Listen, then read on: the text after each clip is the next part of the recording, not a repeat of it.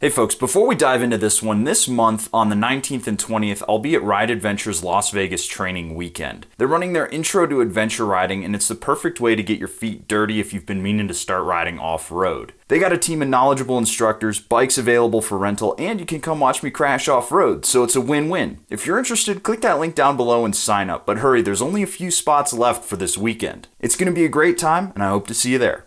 What's going on, everybody? Welcome back to the show, and today we are out here in very chilly, not very sunny Colorado with a guest star, the Yamaha Tenere 700, believe it or not, and Josh over there. He's filming with his. Josh was formerly of Yami Noob, now he's of G-Force here in Denver, and he invited me out here to check out some Teneres and do some off-road riding. But while I was on the plane, I got some news that I found very interesting. Yamaha has officially trademarked the Yamaha R9. Does that mean it's coming? Let's talk about it.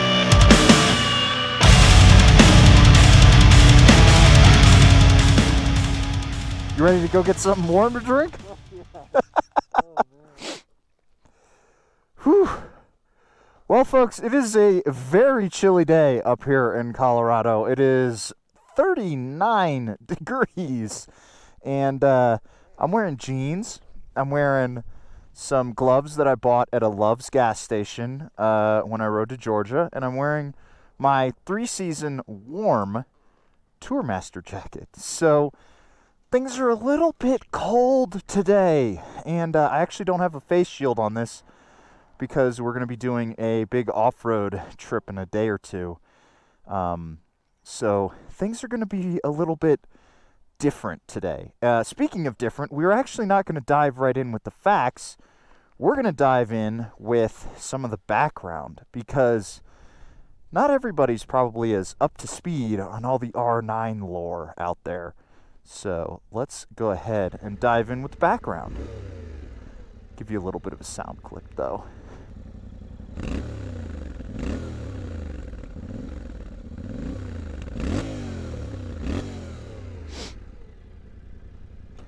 Sounds just like an MT-07 to me. Now, it's actually pretty fitting that we're out here on the Tenere 700, because a lot of this begins with the humble MT-07. So, for those of you who don't know, Yamaha cut the R6 from their street lineup. They have a track-only version available now.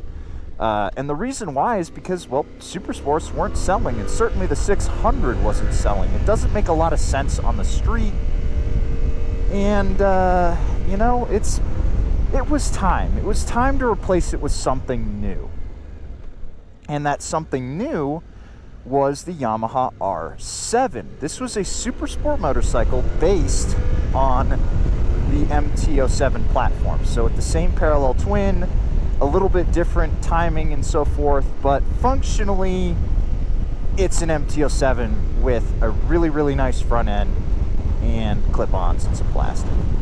Now, I've actually spent a lot of time on the saddle of a R7, and it's a great motorcycle both on the street and on the track. And with rave reviews, everybody was like, oh, you know what, I bet you what's coming next?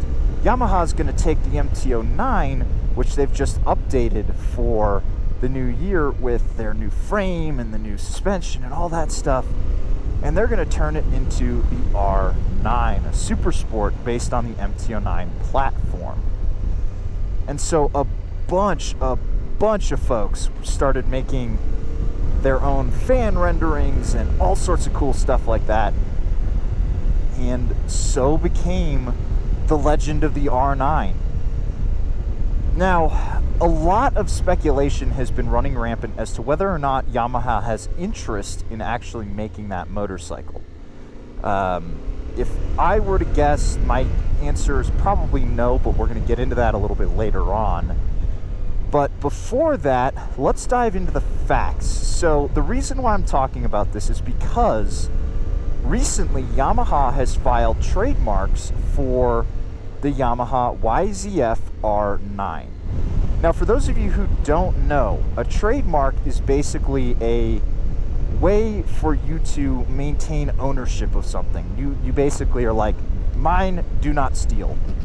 So filing for trademarks is a great indication that something is coming with that bike or that platform or something with that name. However,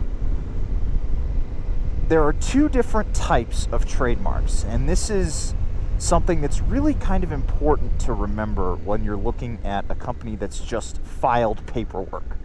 The first and foremost is it's the word mark. So it's them putting down that you cannot use Yamaha YZF-R9. You cannot use that numbers and letter combination in any of your products. You just can't do that. Yamaha owns that now. Another thing that they did is they filed the figurative trademark. Now, figuratives are a little bit different because it's basically like trademarking a logo. You know, if you go ahead now and make in the YZF-R style font a YZF-R9 and you start like distributing that, Yamaha's going to come for you because they filed for that trademark. Oh boy, it is so cold. Oh, it's only 39 degrees. We're about to get on the highway too. To give you an example of how figurative trademarks and word marks work, think of Facebook. So Facebook has Facebook and FaceTime and FaceButt and whatever they've got. You know, their word mark is face with anything after it. You cannot go ahead and make face blank because Meta's going to sue you. And Zuckerbot is going to, reach his little Android fingers into your pockets and take your wallet and probably your identity too. So essentially what we have here is we have something very similar to what Facebook did, where they were just like, you just can't use face blank. Yamaha is like, you can't use YZF-R9 anything. You can't go ahead and make that product because we own it now. This is basically brand protection. All Yamaha is doing is they're protecting the brand. Don't think that this is the end-all be-all confirmation that the R9 is coming. Oh yes, it's right around the corner. It might be, but filing trademarks alone, that's not enough indication that something is on the way.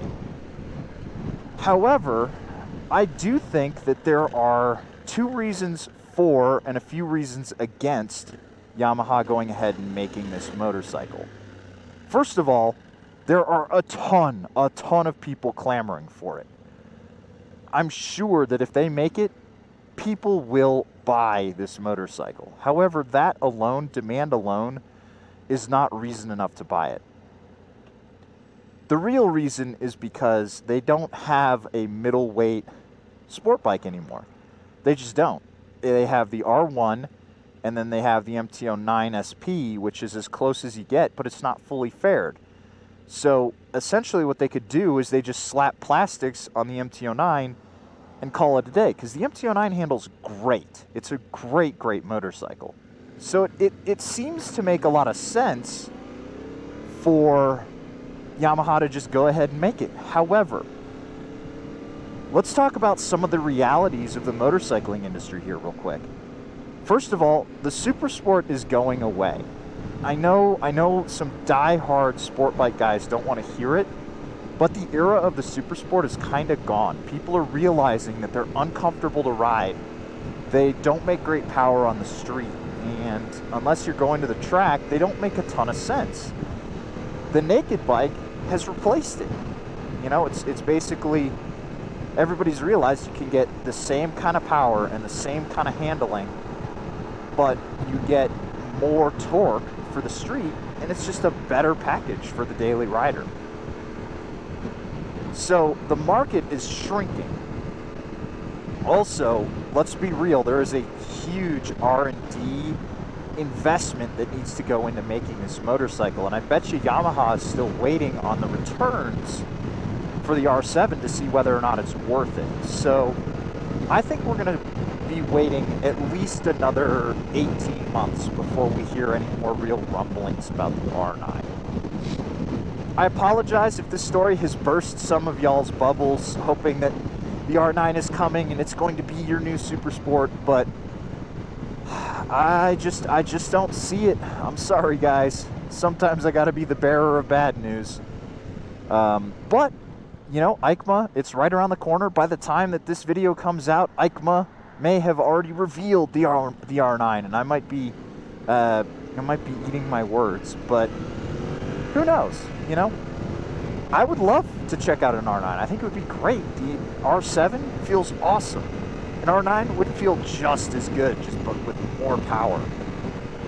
But we're probably going to have to wait at least another 18 months. Now, before I sign off, guys, a huge shout out to the folks over at G-Force for flying me up here, getting me on a motorcycle, and if you wanted to go and support the work that they're doing, first of all, if you're in Denver, they are a great dealership for you to go check out. And second of all, they are starting up a YouTube channel with Josh as the head. All the information is going to be down in the links below. Go ahead and support them. It's the easiest way you can get them off the ground, and it would mean a lot to me if you went ahead and did that. So I will catch you guys in the next one. See you later.